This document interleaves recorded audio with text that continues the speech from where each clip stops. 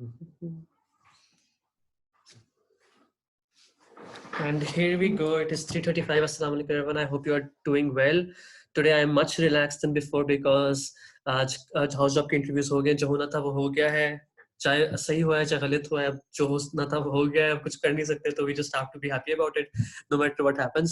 तो आज की जो कोट है वो है after every winters there is always summers. Bad days shall pass too. कोई भी आपके ऊपर मुश्किलात आती हैं, आहिस्ता आहिस्ता आप एक्लिमेटाइज कर जाते हो, आहिस्ता आहिस्ता आप सीखना शुरू कर देते हो कि how you have to deal with those मुश्किलात, एंड इवेंचुअली वो मुश्किल गुजर जाती है. मुश्किलात कभी भी इंडेफिनिट टाइम तक नहीं रुकती, कोई उनका एक्सपोनेंशियल ग्रोथ नहीं होती मुश्किलात की. मुश्किलात कभी ना कभी अल्लाह ताला आपके ऊपर आसानियां भी लेकर आता है, and you just have to pray to God कि वो आपके ऊपर आसानियां जल्दी लेकर आए, और आपको अगर वो टेस्ट कर रहा है तो वो आपकी टेस्टिंग पीरियड को जल्दी ठीक करे. ठीक है. और आजकल हम सब बुरे तरीके से फंसे हुए हैं इस कोरोना में, जिसमें हमारा पूरा स्केड्यूल, पूरे प्लान सब कुछ तबाह हो चुके हैं. और आप सबसे दुआ है कि आप सबसे रिक्वेस्ट है कि आप लोग दुआ करें कि ये मसले हल हो, क्योंकि it is affecting lives in so many ways that we can not even imagine. देखो हाउस जॉब पूरी उल्टी पुल्टी हो गई है इस कोरोना की वजह से, तो सोचो और क्या क्या हो रहा होगा. So let's begin with the class. आज हम बेसिकली पेरिकार्डियल और मायोकार्डियल डिजीजेस पढ़ेंगे, जिसमें मायोकार्डियल में हम मायोकार्डाइटिस नहीं करें. हम बेसिकली डायलेटेड कार्डियोमायोपैथी, रिस्ट्रिक्टिव और हाइपरट्रॉफिक कार्डियोमायोपैथी करेंगे डिटेल में, और साथ में पेरिकार्डियल में पेरिकार्डाइटिस करेंगे जो इंपॉर्टेंट है. जो बाकी सारी डिजीज है ना वो मैं तुम्हें बता दूंगा, वो इतनी पेपर्स में आती ही नहीं है और ना ही वो ज्यादा एमसीक्यूज में आती हैं, तो इससे मैं उनको नहीं छेड़ा. वो अगर पढ़नी है तो खुद पढ़ लेना अगर शौक हो रहा है. जो इंपॉर्टेंट चीजें हैं मैं सिर्फ वो आज करा रहा हूँ, और हम इसको बहुत लॉजिकली करेंगे. We are going to do it in a very logical manner, ताकि तुम लोग को डायलेटेड, रिस्ट्रिक्टिव और हाइपरट्रॉफिक कार्डियोमायोपैथी की जो साइंस और सिम्टम्स हैं वो तुम्हें लॉजिकली याद हो, so that you don't have to remember these things, और तुम्हें रट्टा ना मारना पड़े, और तुम सब कुछ लॉजिकली इसको कर लो. ठीक है. पेरिकार्डाइटिस तुम लोगों को आता है, that is going to be a topic जब तुम लोग सारे मुझे बताओगे कि पेरिकार्डाइटिस में होता क्या है. सही है. कार्डियोमायोपैथी से अगर हम स्टार्ट करें, वन ऑफ द रीजंस कि मैं कार्डियोमायोपैथी स्टार्ट करूं, क्योंकि कार्डियोमायोपैथी तुम्हें थोड़ा सा जनरल ओवरव्यू दे देगी कि हार्ट फेलियर में पेशेंट्स के साथ क्या क्या होता है. ठीक है. अब इसमें जो ड्रग्स और ट्रीटमेंट होती है ना कार्डियोमायोपैथी की, उसमें हम काफी सारी चीजों को ट्रीट कर रहे होते हैं, जिसमें एरिथमियाज, हार्ट फेलियर और काफी कुछ आ जाता है. सही है. तो तुम्हें बेसिक एक स्ट्रक्चर मिल जाएगा हर बेसिकली कार्डियक पैथोलॉजी का, कि उसके अंदर हमने क्या क्या ट्रीटमेंट देनी होती है, ताकि तुम लोग की स्ट्रॉन्ग बेस बन जाए for heart failure and also strong base for arrhythmias. ठीक है. तो बेसिकली हम इस टॉपिक से बेस बना रहे हैं, और हम एक टॉपिक, 2-3 इंपॉर्टेंट टॉपिक्स भी कवर करें. तो हमारा ऑब्जेक्टिव आज के लेक्चर का ये है. ठीक है. आगे चलते हैं. अब कार्डियोमायोपैथी होती क्या है? कार्डियो हार्ट, मायो मसल, पैथी के मसल खराब हो गए. अब इसमें हमारे पास जो मोस्ट इंपॉर्टेंट है ना, वो एक तो डायलेटेड कार्डियोमायोपैथी है, हाइपरट्रॉफिक कार्डियोमायोपैथी है. अब तुम नॉर्मल हार्ट को देखो कि इसके जो मसल्स हैं, जो इंटरवेंट्रिकुलर सेप्टम है और जो वेंट्रिकुलर वॉल है, लेफ्ट वेंट्रिकल की वॉल है, दिस इज कंप्लीटली नॉर्मल, इसमें कुछ भी नहीं है. लेकिन एक डायलेटेड कार्डियोमायोपैथी वाले पेशेंट में देखो, इसका लेफ्ट वेंट्रिकुलर वॉल्यूम बढ़ गया है, और जो इसकी वॉल है, हार्ट की जो वॉल है, वो थिन आउट हो गई है और वो पतली होती जा रही है. सही है. इसका मतलब है कि उसकी कॉन्ट्रैक्टाइल फोर्स कम हो गई है, और उसकी capacity to take in more blood is increasing. जब ये सब कुछ होता है तो पेशेंट डायलेटेड कार्डियोमायोपैथी में जो होता है उसका हार्ट बड़ा हो रहा होता है. ठीक है. हाइपरट्रॉफिक कार्डियोमायोपैथी में क्या हो रहा है कि उसका जो मसल है ना, मसल फाइबर, जो मायोकार्डियम है, that is proliferating and that is increasing in its fibres. जब मसल फाइबर्स बढ़ना शुरू हो जाएंगे तो इवेंचुअली जो हार्ट की कैपेसिटी टू कैरी ब्लड है वो रिड्यूस हो जाएगी, क्योंकि सारे मसल टिश्यू ने उसके चेंबर को छोटा कर दिया है, हार्ट वेंट्रिकल के चेंबर को छोटा कर दिया है. और इवेंचुअली इसके साथ और भी सिम्टम्स आएंगे, जिसको हम आगे डिस्कस करेंगे. तो कार्डियोमायोपैथी में जो अभी तक हमें नजर आ रहा है वो बेसिकली मस्कुलर चेंजेस हैं, जो आपके हार्ट के अंदर होना शुरू हो जाती हैं. These can be because of infarcts, these can be because of autosomal dominant traits, these can be because of bad habits such as alcohol. तो बहुत सारे रीजंस हैं जिसकी वजह से कार्डियोमायोपैथी होती है, और अब हम इनको डिटेल में करेंगे. ठीक है. अब देखो इसमें different types of cardiac myopathy नजर आ रही है. एक तो ये हेल्दी हार्ट है ना. अब यू कैन सी कि जो डायलेटेड कार्डियोमायोपैथी है, इसमें सारा जो चेंबर्स है ना, चेंबर्स के अंदर बहुत ज्यादा एक्स्ट्रा स्पेस होगी, क्योंकि वो डायलेट कर गए हैं. इनकी वॉल्स जो है मसल्स की, वो कम पतली हो गई, छोटी हो गई हैं, और they won't be able to pump properly, क्योंकि उनकी कॉन्ट्रैक्टाइल फोर्स कम हो गई है. उनको पुश कर करके मसल्स को छोटा और बिल्कुल माइन्यूट सा कर दे डायलेटेड कार्डियोमायोपैथी में. ठीक है. तो बड़ा सारा फैला हुआ हार्ट जिसके अंदर बहुत ज्यादा ब्लड है और जो मसल्स हैं उनकी जो लूमन के साथ रेशियो है ना वो बहुत कम हो गई है और मसल्स कम हो गए उसके अंदर ओवरऑल, ठीक है। रिस्ट्रिक्टिव में क्या है देखो, रिस्ट्रिक्टिव में पूरा जो ये टिश्यू है ना ये फाइब्रोसिस इतना ज्यादा हो गया है कि ये रिस्ट्रिक्ट करना शुरू हो गया, मतलब स्टिफ किस्म का टिश्यू बन गया है। पूरे हार्ट के जो मसल्स है वो बिल्कुल स्टिफ हो गए हैं, ना वो खुलेंगे ना वो बंद होंगे, जिसकी वजह से ना उस जब उस एट्रिया उसके अंदर ब्लड फेंकेगा तो वो खुल के अपनी कैपेसिटी को ना इंक्रीज करेगा, और जब वो कॉन्ट्रैक्ट करने की कोशिश करेगा तो उससे कॉन्ट्रैक्शन में मसला होगा। ये रिस्ट्रिक्टिव कार्डियोमायोपैथी जिसमें वेंट्रिकल्स सारे स्टिफ हो गए हैं, वेंट्रिकल सेप्टम ये सारा कुछ स्टिफ हुआ हुआ है इस पेशेंट का, ये सारी वेंट्रिकल्स में दिखा रहा हूँ मैं। डायलेटेड में क्या हुआ है, स्टिफ नहीं हुआ, वो बिल्कुल फ्लॉपी सा बैलून, फ्लॉपी सा हो गया, ठीक है। अब हाइपरट्रॉफिक कार्डियोमायोपैथी में क्या है कि मसल मैस है ना हाइपरट्रॉफी होगी उसकी, और बहुत ज्यादा मसल मैस बढ़ता जा रहा है कि at the end of the day कि आपकी वेंट्रिकल की स्पेस ही कम हो गई है, ठीक है। इसमें क्या होगा देखो, अब अगर सेप्टम इसकी इन्वॉल्व होती है तो जो एरिया आपका ब्लड, जो कॉन्डुइट आपका ब्लड लेके जा रहा है एओटा के थ्रू, एओटिक वाल्व के थ्रू एओटा में, वो जो पूरा कॉन्डुइट की जो स्मूथनेस है ना वो खराब हो जाती है। And when that smoothness destroys और जब उसके बीच में ऑब्स्ट्रक्शन आती है ना, तो then we call it hypertrophic obstructive cardiomyopathy. जब उसके अंदर ऑब्स्ट्रक्शन आना शुरू होगी क्योंकि सेप्टम बल्जिंग करके आगे की तरफ आ जाता है और वो एओटिक वाल्व के सामने लटक के पड़ा होता है, जिसकी वजह से वो ब्लड को अंदर जाने से रोकता है एओटा के, सही है। तो इस तरह भी आपकी हाइपरट्रॉफिक कार्डियोमायोपैथी प्रेजेंट करती है, and this condition is called hypertrophic obstructive cardiomyopathy. इसको भी हम डिटेल में डिस्कस करेंगे। अब हम आखिरी चीज पे आते हैं, मैं तुम सब चीजों का ओवरव्यू दे रहा हूँ अभी। Arrhythmogenic cardiomyopathy. एरिथमोजेनिक कार्डियोमायोपैथी का क्या मतलब हुआ? ऐसी कार्डियोमायोपैथी जो एरिथमियास करा रही है, ठीक है। अब एरिथमियास क्यों कराई है? क्योंकि हर तरफ आपके फाइब्रस टिश्यू पड़ा हुआ है इसके अंदर, और जब भी फाइब्रस टिश्यूज और पैचेस ऑफ फाइबर्स आते हैं, जो कंडक्शन सर्किट्स हैं वो आगे पीछे हो जाएंगे, और जब कंडक्शन सर्किट्स आगे पीछे होंगे तो पेशेंट का हार्ट एरिथमियास में जाएगा, ठीक है। तो हमें याद है पिछली स्लाइड से जब हमने इन्फार्क्शन की बात की थी कि इन्फार्क्शन जहां भी पड़ा होगा, इन्फार्क्शन की वजह से डीपोलराइज्ड टिश्यू इंक्रीज करेगा जो इन्फार्क्टेड डेड टिश्यू है, जिसकी वजह से री एंट्रेंट सर्किट्स बनेंगे। Similar is the case with arrhythmogenic cardiomyopathy, जहां पे फाइब्रस टिश्यूज और इस तरह की चीजें इकट्ठी हो जाती हैं जो आपके हार्ट के रिदम को और उसके करंट को खराब करती है, ठीक है। यहां तक सबको समझ आ गई? Can we go on? Say yes.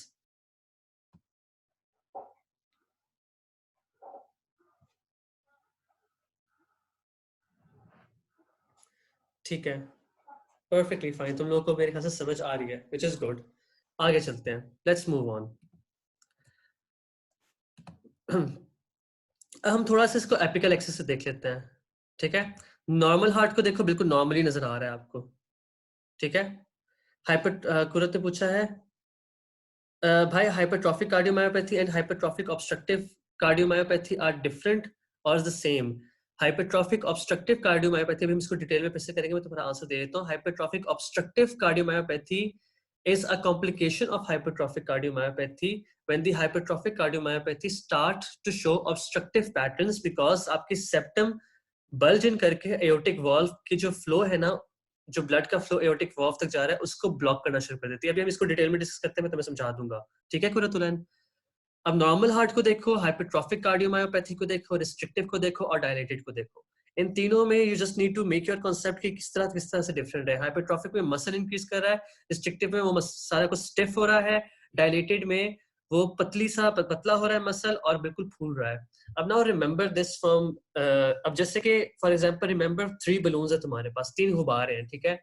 और तुम्हारे जो तुम मुंह से हवा भर रहे हो उसके अंदर, that is basically the blood, सही है।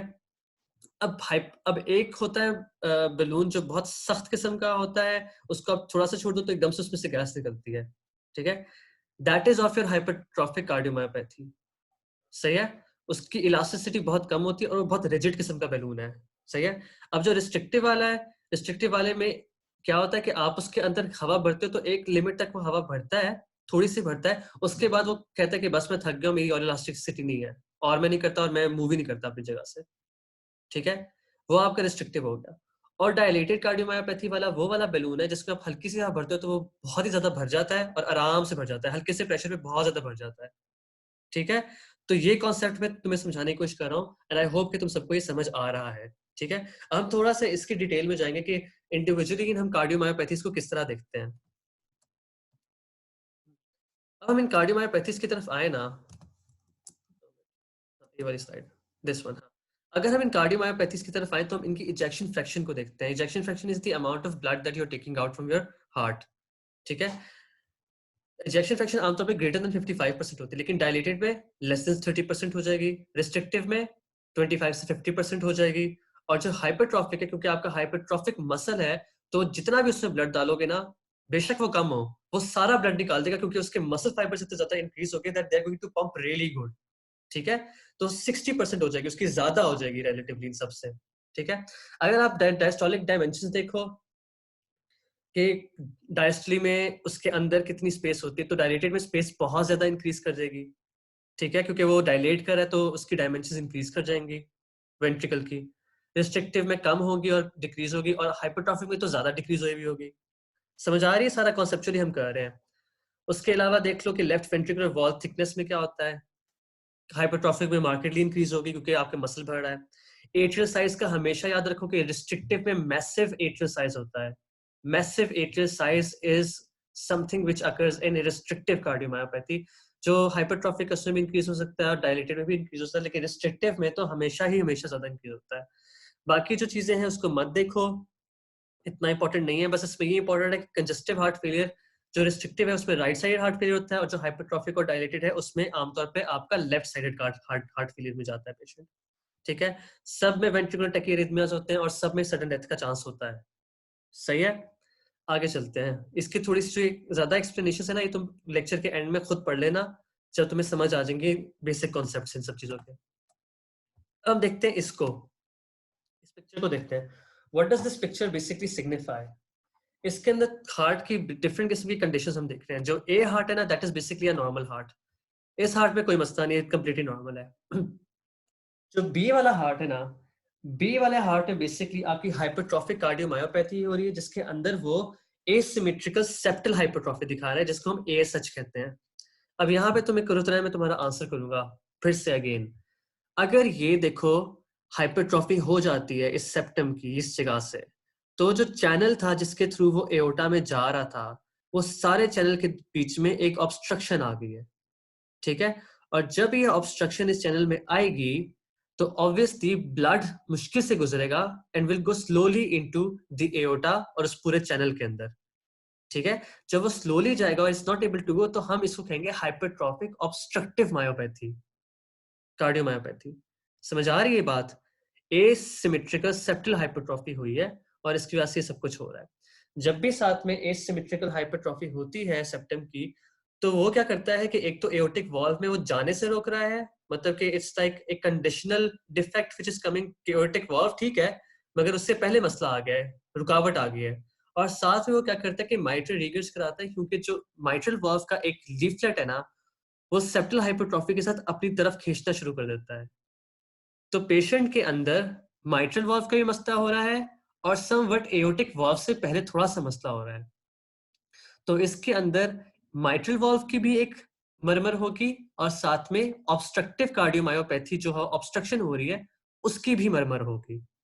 ये पॉइंट सबको समझ आ रहा है। दो किस्म की मरमर आ जाएंगी, एक तो इस ऑब्स्ट्रक्शन से आ रही है और एक दूसरा जो माइट्रल रिगर्ज करा रहा है ना, एक वाल्व की लीफलेट को खींच के, उसकी वजह से आ रही है, सही है। Does everyone understand this? Do I need to repeat this? Say yes if you understand.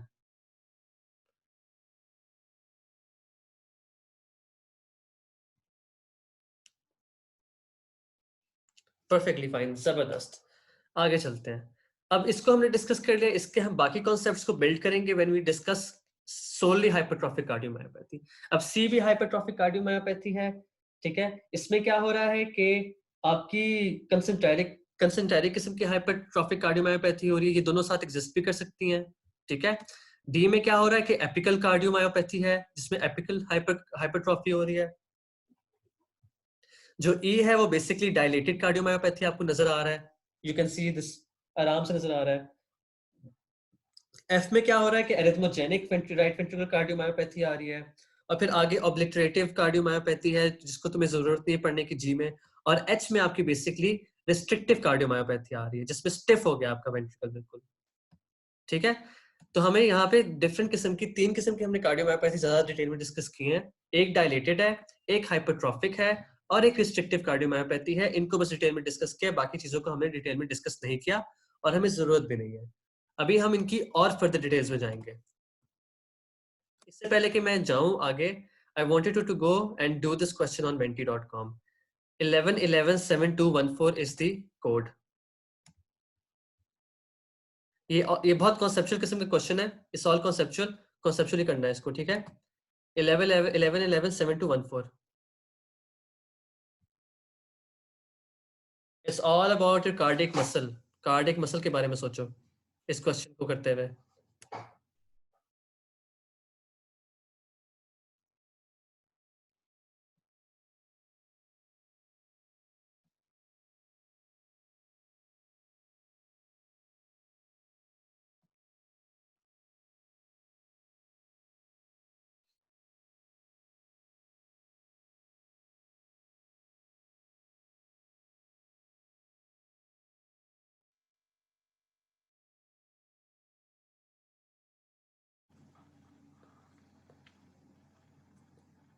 मुश्किल लग रहा है? सारे सवाल मुश्किल है, लगता रहे बेसिक बेशक मुश्किल।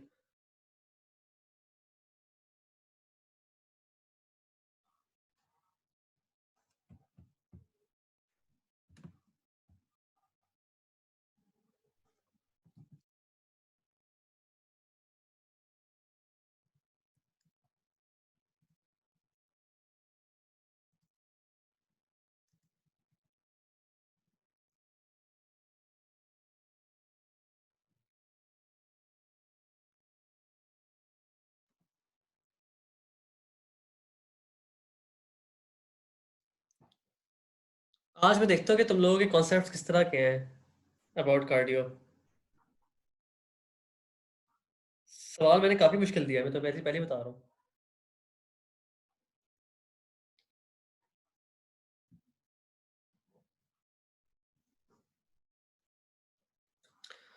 ट्वेंटी फोर लोगों ने आंसर किया है अभी तक, बाकी सब किधर है? आंसर करो भाई। 25 लोग हैं, तुक्के मारो बेशक, कोई नहीं।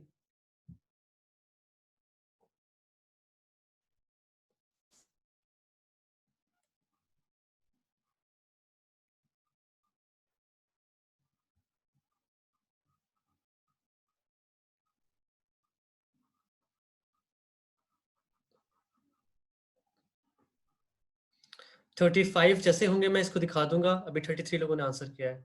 34, बस ठीक है। 36 हो गया। चलो अभी मैं बताता हूँ तुम लोगों को। लोगों ने किया है chronic mitral regurgitation and congestive cardiomyopathy. A normal cardiac silhouette with pulmonary venous hypertension on chest X-ray are common findings in patients with which one of the following disorders? अस्तगफिरुल्लाह गाइस। ये वैसे क्वेश्चन ना and में पूछना चाहिए था, जरा मुश्किल सवाल है। I know it's a very tough question but this is about getting your concepts clear. ये पहले से लेक्चर से लेके अब तक जो जितने भी लेक्चर्स किए ना, उन सब का ये एंड रिजल्ट है कि तुम लोगों के कितने कॉन्सेप्ट्स क्लियर हैं कि नहीं है। और तुम लोगों के कॉन्सेप्ट्स क्लियर नहीं है, which is very clear from this question. इसका आंसर था अक्यूट एमआई। इसका आंसर था अक्यूट एमआई। लोगों ने कंजेस्टिव कार्डियोमायोपैथी इसलिए किया है क्योंकि मैं कार्डियोमायोपैथी पढ़ा रहा हूँ। दैट डजंट मीन कि कार्डियोमायोपैथी से आप सिंपल सी चीज सोचो गाइस। नॉर्मल कार्डियक सिलहट मतलब हार्ट का शेडो एक्सरे पे बिल्कुल नॉर्मल है, ना वो बड़ा है ना वो छोटा है, बिल्कुल नॉर्मल है। और साथ में उसको पल्मोनरी वीनस हाइपरटेंशन हो रही है, मतलब कि देयर इज प्रोबेबिलिटी कि उसको थोड़ा सा हार्ट के अंदर मसला हुआ है। इतना मसला हुआ है कि रिसेंटली हुआ था, अभी अभी हुआ था, कि उसके कार्डियक सिलहट में चेंज नहीं आई। और दूसरा कि साथ में क्या हुआ है कि प्रॉब्ली उसका लेफ्ट एट्रियम फेल कर गया, जिसकी वजह से उसको पल्मोनरी वीनस हाइपरटेंशन हो गया है। क्रॉनिक माइट्रल रिगर्जिटेशन में क्या होता है कि पल्मोनरी वीनस हाइपरटेंशन तो होती है मगर आपका हार्ट एनलार्ज होता है। मैंने पहले लेक्चर में तुम लोग को बताया था कि जब भी आपकी डिजीज आती हैं वॉल्व की डिजीजेस के साथ साथ हमेशा ये होता है कि हार्ट की जो शेप है वो चेंज होगी। ठीक है, इस पेशेंट का हार्ट बिल्कुल नॉर्मल है, कार्डियक सिलहट इज बिल्कुल normal, there is no enlargement of heart, there is no reduction of heart. Congestive cardiomyopathy में हार्ट नॉर्मल नहीं आएगा एक्सरे के ऊपर, हार्ट इंक्रीज करेगा साइड के ऊपर, क्योंकि कंजेस्टिव में क्या हो रहा है कि हार्ट के अंदर ब्लड ज्यादा इकट्ठा हो रहा है। जब ज्यादा इकट्ठा होगा तो वो डायलेट कर जाएगा, बड़ा सारा हार्ट नजर आएगा, इसको not going to be a normal cardiac silhouette. Pulmonary venous hypertension हो सकती है, no not necessarily, it does not develop slowly, that is not a case. Acute MI में अगर पेशेंट को अक्यूट एमआई हुआ है जोरदार किस्म का और उसकी सर्कमफ्लेक्स आर्टरी इतनी बुरी इन्वॉल्व हुई कि उसका पूरा लेफ्ट एट्रियम इन्फार्क्ट हो गया है और फटाफट वो लेफ्ट क्या कहते हैं उसका लेफ्ट एट्रियल फेलियर में चला गया, तो फटाफट स्पीड वो पल्मोनरी हाइपरवेनस हाइपरटेंशन में जाएगा, लेकिन उसका नॉर्मल कार्डियक सिलहट रहेगा क्योंकि वो अक्यूट एमआई में है। द प्रॉब्लम इज अक्यूट, ठीक है। जब भी प्रॉब्लम क्रॉनिक होती है, जैसे कि क्रॉनिक माइटर रीगर्ज है, एओर्टिक रीगर्ज फॉर एग्जांपल अगर क्रॉनिक है, या फिर आपकी कंजेस्टिव कार्डियोमायोपैथी है, तो उसके अंदर आपके बेसिकली हार्ट की शेप बदल जाती है और नॉर्मल कार्डिक शेडो नजर नहीं आता। सही है। सिस्टेमिक हाइपरटेंशन में क्या होगा? सिस्टेमिक हाइपरटेंशन में लेफ्ट वेंट्रिकुलर का साइज, लेफ्ट वेंट्रिकल का साइज इंक्रीज कर जाता है क्योंकि it has to push against more pressure which is coming from the aortic circuit. जब वो पुश करेगा तो उसका साइज इंक्रीज कर जाएगा, ठीक है। तो इसका आंसर था अक्यूट एमआई। ये सब ने गलत किया है, इसको लॉजिकली सोचना था। This is all logics. मेरे बात समझ आ गई सबको? कोई क्वेश्चन है तो पूछे इसके ऊपर मुझसे अभी।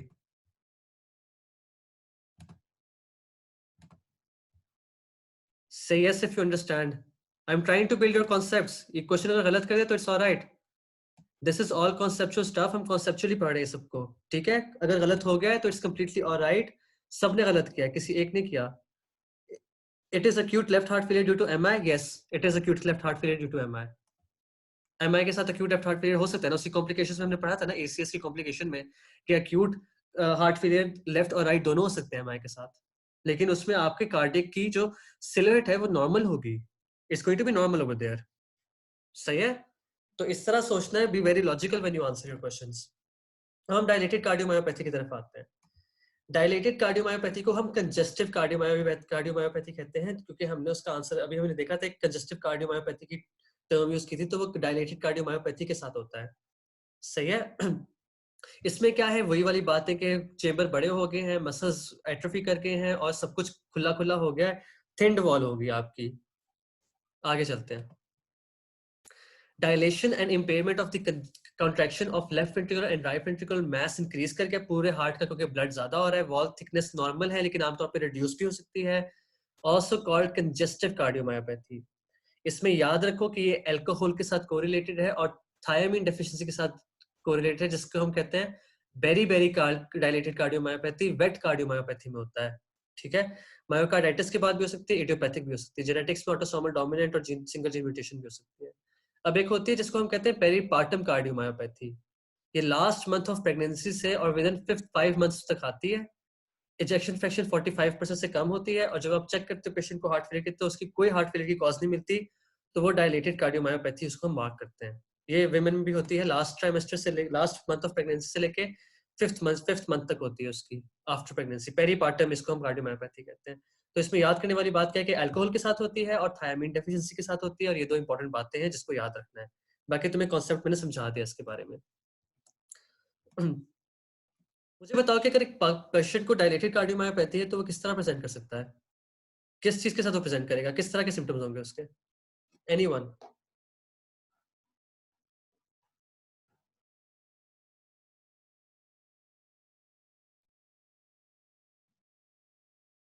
Maheen Ayub, syncope is more of a patient of fibrillation.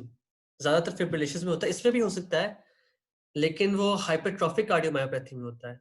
Piece ने कहा है कि low cardiac output symptom, fatigue, hypertension, very good. These are the symptoms. Congestive cardiac failure, very good, Michelle Daud. Very good answer. Dyspnea, edema, all these things. Shortness of breath, slow heart rate, not necessarily, not जरूरी weak pulses हो सकती है, लेकिन slow heart rate नहीं हो सकता, weak pulses हो सकती है, yes। तो ये सारे आंसर्स बिल्कुल ठीक हैं।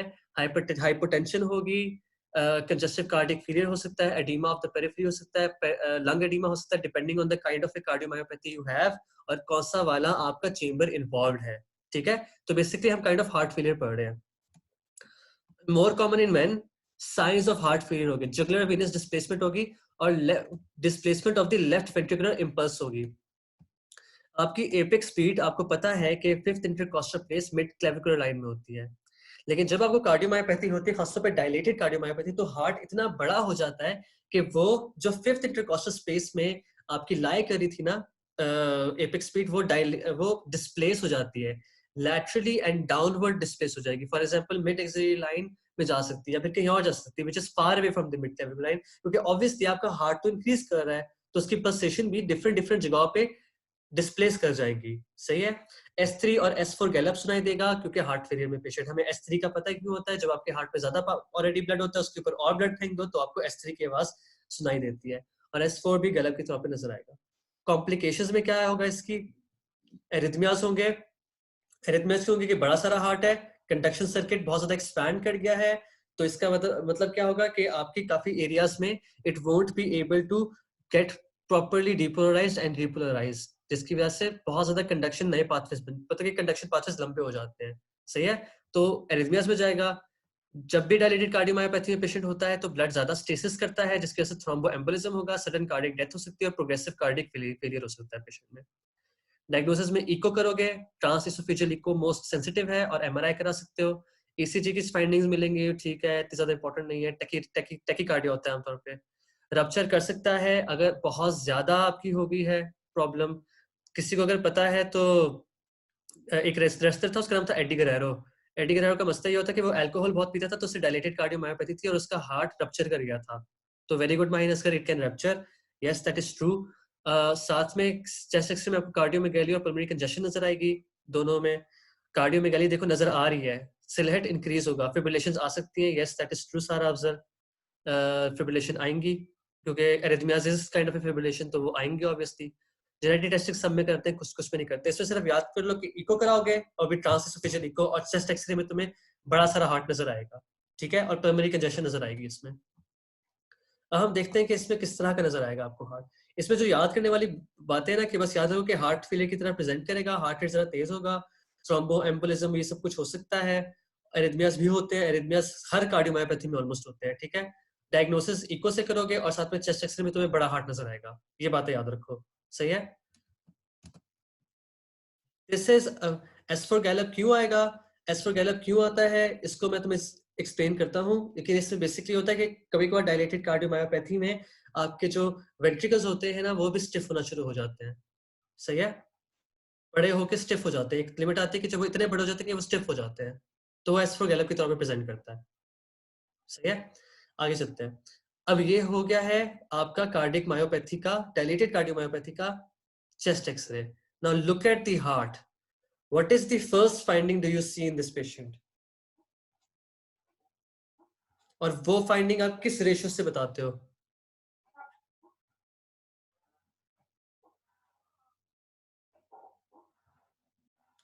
Kurutulain, very good, shabash.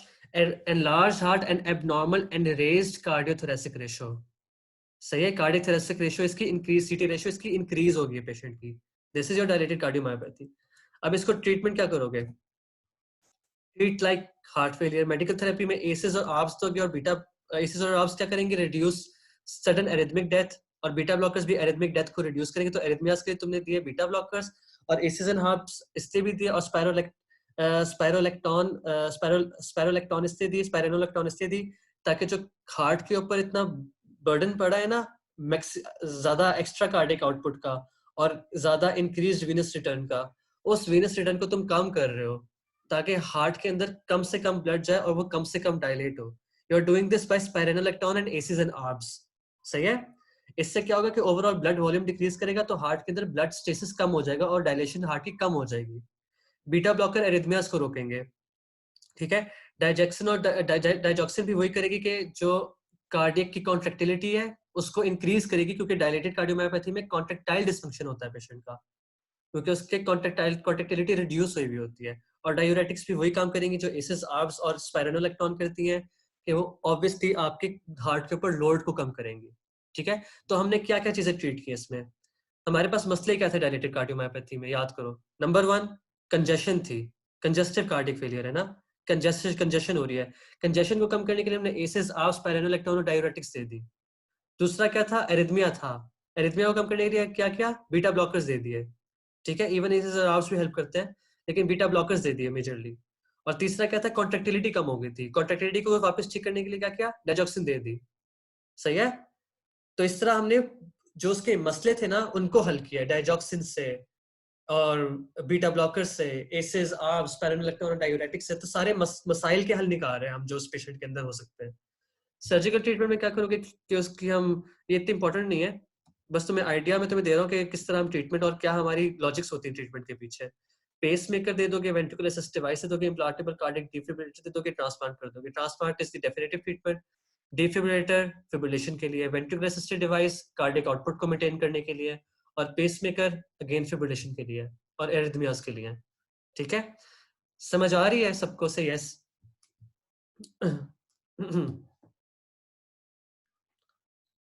ये सारे तुम्हारी बेसिक्स बिल्ड कर रहा हूं मैं हार्ट फेलियर के लिए, ताकि तुम्हें हार्ट फेलियर ज्यादा अच्छा आता हो समझ।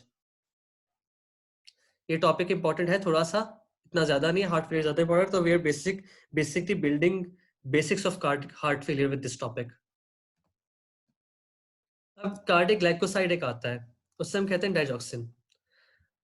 अब इस चीज को याद रखना है कि डायजॉक्सिन किस लिए यूज होती है, it's used in supraventricular tachyarrhythmias and heart failure. Basically आप अपनी कार्डिक आउटपुट को इंक्रीज कर रहे हो। सही है। सुप्रावेंट्रिकुलर टैकीआरिथमियास, अभी यहाँ पे याद कर लो, मैं एक्सप्लेन करूंगा जब हम एरिथमियास पढ़ेंगे कि सुप्रावेंट्रिकुलर टैकीआरिथमियास में एसवीटीज में हम क्यों देते हैं डायजॉक्सिन, तो तुम्हें थोड़ा सा आइडिया हो जाएगा। ठीक है, तब हम कर लेंगे इस चीज को डिस्कस। इसमें से बस तुम्हें जो बात याद रखनी है उसमें ये रखना है कि ये एसवीटीज और हार्ट फेलियर के लिए होती है। आपने इसको अनकंट्रोल्ड वेंट्रिकुलर फिब्रिलेशन में नहीं देना, कॉन्ट्राइंडिकेटेड है। ठीक है। और बस यही है, इसमें से ज्यादा और बातें याद मत करो, मैं तुम्हें थोड़ा सा रिवाइज कर लूँ, क्योंकि कार्डियो का मसला सबसे बड़ा क्या है कि कार्डियो में फार्माकोलॉजी के क्वेश्चंस बहुत पूछते हैं यूएचएस वाले ना। मतलब कि दवाइयों के नाम बहुत पूछेंगे कि कौन सी दवाई कब दोगे, क्यों दोगे, कैसे दोगे, कौन सी रिमॉडलिंग को रोकेगी, क्या कौन सी क्या करेगी। तो फार्माकोलॉजी बहुत इन्वॉल्व हो जाती है कार्डियोलॉजी में आके ना, ये बड़ा मसला है यूएचएस का। आगे चलते हैं। अब ये वाला क्वेश्चन करो, गो टू दिस क्वेश्चन। मैं इसका स्टाइल चेंज करता हूँ, ये वाला जो है, और तुम ना ये क्वेश्चन करो। जैसे मैं स्टाइल चेंज करूंगा तो पता लग जाएगा। ये क्वेश्चन भी मैंने मुश्किल बनाया है, और इसको लॉजिक यूज करनी है। इसमें अगेन तुमने लॉजिक यूज करनी है, और लॉजिकल, अकलमंदी वाले बच्चे करेंगे इसको सही। जो अकलमंद है ना वो बच्चे सही कर लेंगे। All logical, nothing to be रटाफाइड।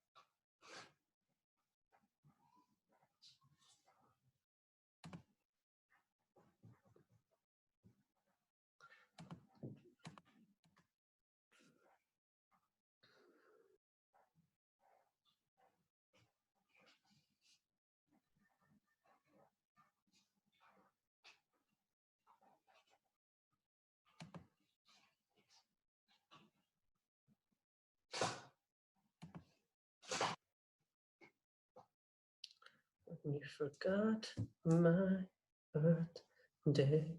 I need excuses.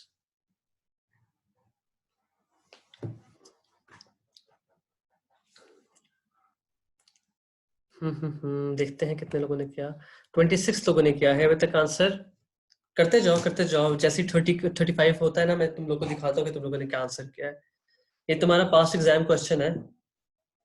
मेरे पास कार्डियो के इतने क्वेश्चन इकट्ठे हो गए हैं ना कि तुम लोगों का कार्डियो का टेस्ट इंशाल्लाह बहुत अच्छा होगा। तुम लोगों के लिए बहुत सीखने को होगा उसके अंदर, कार्डियो के टेस्ट में। तो कार्डियो के टेस्ट को बिल्कुल मिस नहीं करना।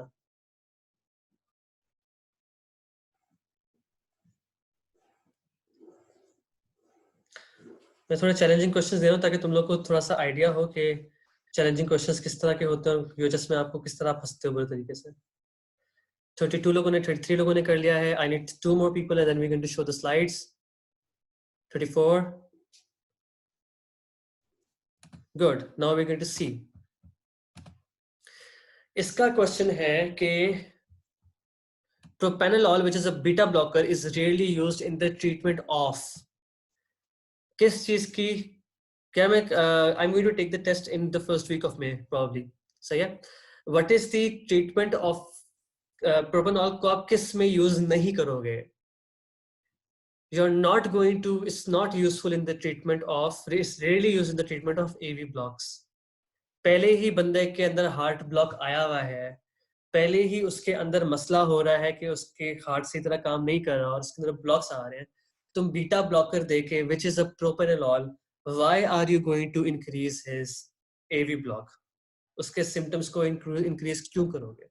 एवी ब्लॉक में बीटा ब्लॉकर्स हम आमतौर पे नहीं यूज करते, बिकॉज पहले ही कंडक्शन ब्लॉक्स आ रहे हैं, पहले ही मसला हो रहा है उसके अंदर। ठीक है, लॉजिकली सोचना था। ट्रेमर्स में यूज होते हैं, we all know that. Hypertension में बीटा ब्लॉकर्स होते हैं। एंजाइना में हमने पढ़ा था कि एंजाइना की ट्रीटमेंट में बीटा ब्लॉकर्स यूज करते हैं, सही है। जब भी पेशेंट एंजाइना के साथ आता है तो मोना बीएस में बी क्या था? बीटा ब्लॉकर था ना मोना बीएस में? बीटा ब्लॉकर ही था ना, आई थिंक बीटा ब्लॉकर ही था, यस। और उसके अलावा इडियोपैथिक हाइपरट्रॉफिक सब एओर्टिक कार्डियोमायोपैथी, इतना लंबा सारा मैंने नाम लिखा कंफ्यूज करने के लिए सिर्फ, और माशाल्लाह से 7 लोगों ने उसको क्लिक भी कर दिया। इडियोपैथिक हाइपरट्रॉफिक कार्डियोमायोपैथी में आपके मसल्स इंक्रीज कर रहे हैं हार्ट के, जिसकी वजह से वो स्ट्रॉन्ग किस्म की पंपिंग कर रहे हैं और हार्ट थक रहा है बहुत ज्यादा। बीटा ब्लॉकर दोगे उसमें ताकि उसको वेंट्रिकुलर फिलिंग टाइम इंक्रीज हो, ताकि वो बाद में सेकेंड टाइम में थोड़ी देर बाद करेगा तो फिर उसके ऊपर स्ट्रेस कम पड़ेगा। बार बार जोर जोर से अगर आपका हार्ट बीट कर रहा है तो आपको बीटा ब्लॉकर देना पड़ता है उसके अंदर, हाइपरट्रॉफिक कार्डियोमायोपैथी में। तो इसका आंसर एवी ब्लॉक था। आई होप कि तुम सबको समझ आया, क्योंकि एवी ब्लॉक क्यों था, क्योंकि उसमें ऑलरेडी कंडक्शन ब्लॉक है और तुम बीटा ब्लॉकर से और उसको ब्लॉक नहीं करोगे। ठीक है, तो ये तुम लोगों ने गलत किया, कुछ लोगों ने। इस कम्प्लीटली ऑलराइट। आज के जो सारे क्वेश्चंस हैं वो टफ हैं, इसको के अगर नहीं होते, बट मैंने फैसला किया तुम्हें चैलेंजिंग क्वेश्चंस ही दूंगा ताकि तुम सीखो। This is the decision. आगे चलते हैं, लेट्स गो ऑन। अब हाइपरट्रॉफिक कार्डियोमायोपैथी क्या है? अब यहाँ पे देखो तुम लोग, जो आपका सेप्टम एओर्टिक वाल्व और जो माइट्रल वाल्व का जो कॉम्प्लेक्स होता है ना, अगर आप उसको एम्ब्रियोलॉजिकली देखो ना तो वो साथ बनता है हमेशा, सही है। अब इसमें क्या हो रहा है कि आपकी जो वेंट्रिकुलर वॉल है ना वो थिकन हो रही है, मोटी हो रही है, स्ट्रांग हो रही है, उसमें मसल ज्यादा बढ़ते जा रहे हैं। मसल ज्यादा बढ़े तो उसके अंदर कैपेसिटी कम हो गई है, ठीक है, उसकी सेप्टर हाइपरट्रॉफी कर गई है। और दूसरा उसके अंदर क्या हुआ है कि उसने एक तो नंबर 1 ऑब्स्ट्रक्शन कर दी कॉन्डुइट की जो एओर्टा में लेके जा रहा था, और नंबर 2 उसने ये किया कि उसने माइट्रल वाल्व के एक लीफलेट को खींच के अपने पास बुला लिया, जिसकी वजह से उसको माइट्रल रीगर्ज हो गई। ठीक है, तो इस तरह का आपका हार्ट होगा और सेप्टल हाइपरट्रॉफी होगी उसमें कुछ केसेस में। ये देखो, इंटरवेंट्रिकल सेप्टम इसकी भरी भरी हुई है, इसकी फ्री वॉल एक तरफ भरी हुई है। मायोकार्डियम क्या है? थिक होगी, हैवी होगी, हाइपर कॉन्ट्रेक्टाइल होगी और एसिमेट्रिकली एनलार्ज हो गया है हाइपरट्रॉफिक कार्डियोमायोपैथी में। ठीक है, इस तरह की आपकी कार्डियक मसल हो गया एकदम से। इसमें हमने पहले भी डिस्कस किया था कि एएसएच और सैम हो गए। ASH is asymmetric septal hypertrophy and SAM is basically systolic anterior motion of the mitral valve. ठीक है, सिस्टोली में थोड़ा सा आगे पीछे घूमना शुरू हो जाता है, माइट्रल वाल्व नहीं होता, ये थोड़ा सा आगे पीछे अजीब किस्म का एंटीरियर मोशन दिखाएगा जब भी सिस्टोली में जाएगा पेशेंट, बिकॉज इसका वाल्व खराब हो गया, खिंच के आगे तरफ आ गया। इकोकार्डियोग्राफी में बड़ा अच्छा नजर आता है, ये मूवमेंट हो रही होती है, प्रॉपर मूवमेंट नजर आती है, इंटीरियर वॉल मूवमेंट आपकी माइट्रल वॉल की। ये आपकी एसिमेट्रिक सेप्टल हाइपरट्रॉफी है और एक कंसेंटेरिक हाइपरट्रॉफी है सी में। सही है, आगे चलते हैं। अब इसमें जो चीज याद रखनी है ना, ऑटोसोमल डोमिनेंट इनहेरिटेड, ये तुम्हारे लिए एक बहुत बड़ा क्लू होगा क्वेश्चन के अंदर, ये बहुत शौक से डालते हैं। और high risk of sudden death और एक्सरसाइज इंड्यूस्ड डेथ होती है, एक्सरसाइज करते करते एकदम पेशेंट गिरता है और उसकी डेथ हो जाती है। This is how your hypertrophic cardiomyopathy patient is going to come. Young athletes में कॉमन होता है, वो भाग रहे होंगे, दौड़ रहे होंगे, एकदम से चेस्ट पेन होगी शदीद किस्म की और उसी वक्त बेहोश होगा, गिरेगा, पता लगा कि डेथ हो गई है। This is your hypertrophic cardiomyopathy का प्रॉपर वाला सिनेरियो जो ये आमतौर पे देते हैं कि एक लड़का था और एक बूढ़ा था, या फिर इवन कि एकदम सडनली गिर गया और डेथ हो गई उसकी। एज की कोई प्रीडायलेक्शन नहीं, लेकिन आमतौर पे यंग यंग एथलीट्स में जो कॉमन कार्डियक कॉजेज होती है ना उसमें ये आता है। अगर यंग एथलीट है ना और सडन डेथ हुई है तो मोस्ट प्रॉब्ली इसमें एचसीएम हो सकता है। सेप्टल हाइपरट्रॉफी हमने डिस्कस किया, जब dynamic left ventricular outflow obstruction होती है तो हम इसको कहते हैं हाइपरट्रॉफिक ऑब्स्ट्रक्टिव कार्डियोमायोपैथी। समझ आ रही है सबको यहाँ तक? और कार्डियोमायोपैथी में सबसे तक मोस्ट कॉमन है हाइपरट्रॉफिक कार्डियोमायोपैथी और इनहेरिटेड है, ऑटोसोमल डोमिनेंट है। ठीक है, आगे चलते हैं। इसमें से क्या क्या चीजें याद करनी है अब? एंजाइना ऑन एफर्ट होगा, सिंकपी ऑन एफर्ट होगी, डिस्नी ऑन एफर्ट होगा, सडन डेथ हो जाएगी। ये सारे तुम्हें पॉइंट्स पता है कि एंजाइना, सिंकपी और डिस्नी क्यों होगा। सिंकपी क्योंकि ब्लड सप्लाई कम हो जाती है। जर्की पल्स क्यों होगी? अब खुद सोचो कि आपका सेप्टम हाइपरट्रॉफी कर रहा है और जो आपका लेफ्ट वेंट्रिकुलर आउटफ्लो है वो खराब हो रहा है। तो जब भी आपका लेफ्ट वेंट्रिकल कॉन्ट्रैक्ट करेगा और वो एओर्टा के थ्रू उसमें से ट्रैवल करेगा ब्लड, तो बीच में जो वो ऑब्स्ट्रक्शन आ रही है ना, वो उसको जर्की बना देगी, हिलेगी वो ऑब्स्ट्रक्शन ना, जिसकी वजह से आपका प्रेशर एकदम से ऊपर नीचे होगा ब्लड का, क्योंकि वो ऑब्स्ट्रक्ट कर रही है। जब वो ऑब्स्ट्रक्ट करेगी ना इस सब की वजह से, तो इवेंचुअली आपकी पल्स जर्की जर्की फील होगी आपको। ठीक है, तो ये होता है बेसिकली जर्की जर्की किस्म की पल्स होगी। इसमें ये होता है कि एकदम से रैपिड इजेक्शन होगा और सडन ऑब्स्ट्रक्शन हो जाएगी। एकदम से rapid ejection, sudden obstruction, rapid ejection, sudden obstruction, because वो जो एबनॉर्मेलिटी है ना वो सब कुछ ही कर रही है। जर्की पल्स सिर्फ इसमें होता है और किसी में नहीं होता। आमतौर पे कैरोटिड में आपको फील होती है। सही है। माइटर रीगर्ज होगी तो पैनसिस्टोलिक मर्मर भी होगी।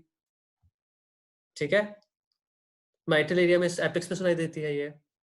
और जो मिड सिस्टोलिक मर्मर है वो किस वजह से हो रही है? वो ऑब्स्ट्रक्शन की वजह से हो रही है। दो किस्म की मर्मर है, मिड सिस्टोलिक और पैनसिस्टोलिक मर्मर। और डबल इंपल्स एपिक्स पे होगी। फोर्थ हार्स आउट पैल्पेबल होगा क्योंकि आपका एट्रिया हाइपरट्रॉफी कर रहा है। ठीक है, फोर्थ हार्ट साउंड या तो स्टिफ वेंट्रिकल्स की वजह से होता है या फिर एट्रिया की हाइपरट्रॉफी की वजह से होता है। आमतौर पे आपका फोर्थ हार्ट साउंड लाउड और पैल्पेबल। सही है। और पैल्पेबल लेफ्ट वेंट्रिकुलर हाइपरट्रॉफी होगी, आपको पूरा ना आपके हाथ के ऊपर ना हीव आएगी प्रॉपर लेफ्ट वेंट्रिकुलर हाइपरट्रॉफी की। तो ये सब चीजें आएंगी। इसमें याद रखना है, इसमें जो चीजें याद रखनी है वो है jerky pulse, systolic ejection, systolic murmur जो मिड सिस्टोलिक मर्मर है बेसिकली, पैन सिस्टोलिक मर्मर रखना याद, और double impulse at the apex याद रख लो। तो ये आपका कार्डियोमायोपैथी का डबल इंपल्स का मतलब है कि ना, देखो डबल इंपल्स क्या होता है कि ना, आपको ना जब भी जब भी आप हार्ट के ऊपर हाथ रखोगे ना तो आपको डक डक की आवाज आएगी ना। तो जो दूसरी लब होती है पहली और दूसरी डब होती है, जो डब होती है ना वो दो दफा सुनाई देगी, dub dub, lub dub dub, lub dub dub. Double impulse होगी एपिक्स के ऊपर। जहाँ पे एपिक स्पीड होती है ना, जहाँ पे डब आती है, लब तो आपकी ऊपर आती है ना, एपिक स्पीड की जगह पे डब आती है, तो वो डब डबल हो जाएगी, डब डब होगी, वो सिर्फ डब नहीं होगी, लब डब की जगह lub dub dub, lub dub dub, इस तरह हो जाएगा। सही है, that is double impulse at the apex. आगे चलते हैं क्योंकि इसकी बेसिकली फोर्थ हार्ट साउंड आ रही है। इन्वेस्टिगेशंस क्या है तुम लोग को पता है, इकोकार्डियोग्राफी कराओगे वो इन्वेस्टिगेशन ऑफ चॉइस है। सारे left ventricular hypertrophy, motion abnormality of mitral valve, hyper contractile ventricle, सब कुछ नजर आएगा। ईसीजी में left atrial deviation, left atrium में deviation, T wave inversion, septal Q waves, इसको याद करने की कोई जरूरत नहीं, please don't remember this. Remember कि इकोकार्डियोग्राफी कराओगे उसमें तुम्हें बड़ा सारा एक लेफ्ट वेंट्रिकुलर हाइपरट्रॉफी नजर आएगी। कैथराइजेशन कराओगे which is the most accurate test, उसमें आपको प्रेशर ग्रेडियंट्स मिल जाएंगे पेशेंट के। सही है, ये आपकी हो गई हाइपरट्रॉफिक कार्डियोमायोपैथी। यहाँ तक सबको समझ आ गई है? सही है, अगर कोई क्वेश्चन है तो मुझसे पूछ लो अभी। दो मर्मर्स हैं याद रखना, मिड सिस्टोलिक और pan systolic murmur. Mid systolic का मतलब होता है कि सिस्टोली के मिडल में एक दफा से उसने मर्मर दिया, और पैन सिस्टोलिक का मतलब होता है पूरी सिस्टोली के अंदर उसका मर्मर सुनाई दे रहा था। कोई क्वेश्चन है तो मुझसे पूछ ले, इससे पहले हम रिस्ट्रिक्टिव कार्डियोमायोपैथी को करें और फिर we are almost over with this. आगे चलते हैं। कैथराइजेशन में क्या करते हैं? एक्सरे में आपको इस वक्त इनको डिफरेंशिएट करने की, एक्सरे में आमतौर पर नहीं आता। डायलेटेड कार्डियोमायोपैथी में हार्ट ज्यादा इलाज होता है, हाइपरट्रॉफिक में हार्ट ज्यादा इलाज नहीं होता। ठीक है, सारा अफजल जरूरी नहीं है कि हाइपरटेंशन हो, आपका जो स्ट्रोक वॉल्यूम है वो इंक्रीज कर जाता है, लेकिन आपका जो स्ट्रोक वॉल्यूम नहीं, स्ट्रोक का प्रेशर है ना वो कर जाएगा, मतलब कि उसका सिस्टोलिक प्रेशर ज्यादा होगा, हो सकता है हाइपरट्रॉफिक, लेकिन उसका ना ब्लड वॉल्यूम कितना होता है, इतना ज्यादा कम हो जाता है ना स्ट्रोक वॉल्यूम, कि इवेंचुअली वो पेरिफेरीज में जाते जाते ना ब्लड प्रेशर मेंटेन नहीं होता आमतौर पे, तो थोड़ा मसला होता है इस चीज में। अच्छा, कैथराइजेशन क्या होता है? कैथराइजेशन इज बेसिकली आप हार्ट के अंदर एक कैथेटर डाल रहे हो और उसकी प्रेशर हर चेंबर में डाल के देख रहे हो कि प्रेशर क्या है, किस चेंबर में क्या प्रेशर है, दैट इज बेसिकली कैथराइजेशन। और प्रेशर आपका लेफ्ट वेंट्रिकल में इंक्रीज करेगा, तो ऑब्वियसली हाइपरटेंशन में तो जाएगा, मगर ना यू कैन से कि सिस्टोलिक ब्लड प्रेशर उसका बहुत रेज्ड होगा, 180 190 यहाँ तक पहुंचा हुआ होगा उसका। सही है, आगे चलते हैं। अच्छा, अब इसकी मैनेजमेंट में तुमने क्या करना है? वही beta blockers first line agent है, क्योंकि आपकी हाइपरट्रॉफी हो रही है, आपने उसके हार्ट के मसल को रिलैक्स करने देना है, तो आप उसकी पंपिंग को कम कर दोगे, उसकी फ्रीक्वेंसी ऑफ पंपिंग को कम कर दोगे, वो बीटा ब्लॉकर से करोगे। एरिथमियास के लिए आप दोगे, एरिथमिया स्पेलिंग को माइंड मत करना, गलत है। अम्यूड्रॉन एक ड्रग होती है, वो देते हैं। अम्यूड्रॉन के तो एक दो साइड इफेक्ट्स थे, वो जरा बता दे कोई मुझे। बड़े अच्छे साइड इफेक्ट्स हैं, वो पेपर में बहुत पूछते हैं शौक से।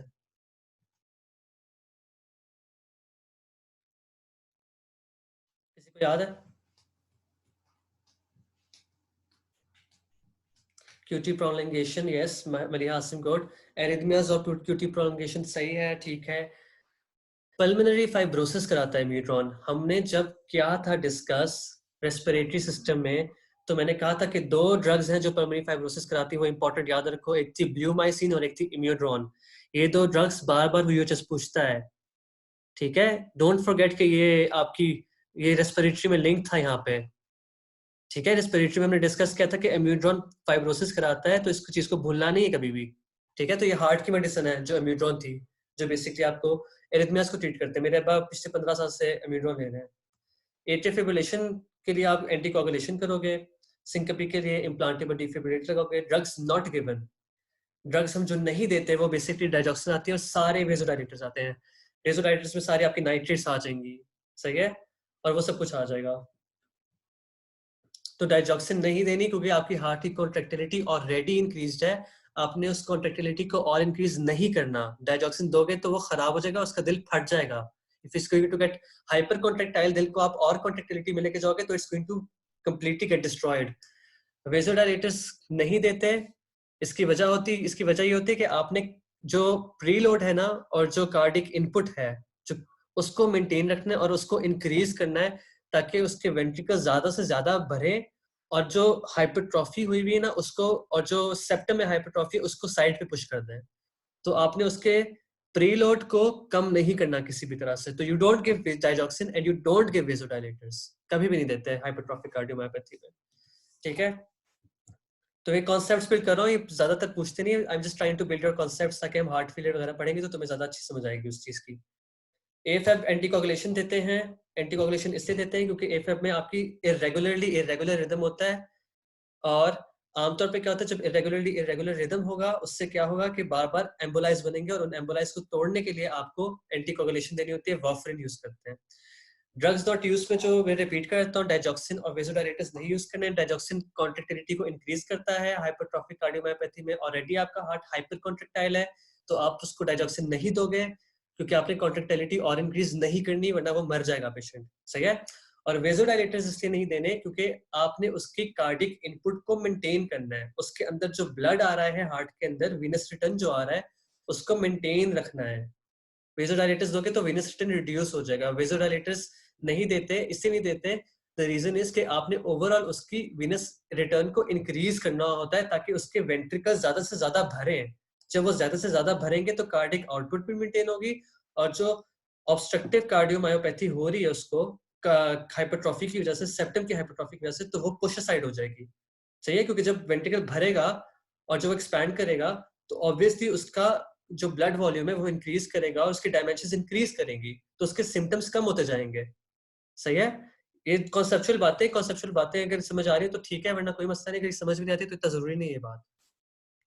तुम्हारे बस कॉन्सेप्ट्स के लिए बता रहा हूँ ये सारी बातें।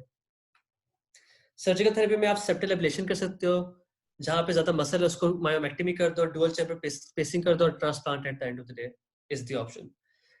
मैनेजमेंट ज्यादा कोई नहीं पूछता इसका, हमेशा इसका एमसीक्यू आता है हाइपरट्रॉफिक कार्डिक मायोपैथी का। एक दफा इसका सिर्फ आया है तुम्हारा एससीक्यू, 2 साल पहले सप्ली में आया था, और वो मुश्किल एससीक्यू था, लोगों को नहीं आता था। तुम लोग को इंशाल्लाह आता होगा, मैनेजमेंट तुम लोग कर लोगे, तुम्हें आती है, डायग्नोसिस भी तुम लोग को पता है कैसे करना है, इकोकार्डियोग्राफी से होता है, और कार्डियक कैथेराइजेशन मोस्ट एक्यूरेट है इसके लिए। रिस्ट्रिक्टिव कार्डियोमायोपैथी में आते हैं। रिस्ट्रिक्टिव कार्डियोमायोपैथी में क्या हो रहा था, बेसिकली आपका हार्ट का मसल स्टिफ हो रहा था, मतलब कि ऐसा बैलून जो थोड़ा सा फूल के कहता है कि मैंने और स्ट्रेच नहीं होना, तो मुझ में हवा मत भरो, समझ आ रही है। और जो, तो इसमें तुम हवा और भर ही नहीं सकते, इसके अंदर ब्लड जा ही नहीं सकता, क्योंकि इसने ना ही एक्सपैंड होना है, ना ही इसी तरह कॉन्ट्रैक्ट होना है, दोनों काम इसने नहीं करने। ये वो जो नहीं होती ढीठ वाला बच्चा, मिडिल चाइल्ड, ये वो वाला बच्चा है, ठीक है, ढीठ वाला बच्चा है ये कि मैं तो नहीं करूंगा चाहे जो मर्जी होगा, सही है। अब रिस्ट्रिक्टिव कार्डियोमायोपैथी तुम लोग को याद हुआ होगा कि किस किस चीजों में यूजुअली होता है। वैसे youngest sibling is also true, वो भी बहुत हीट होता है।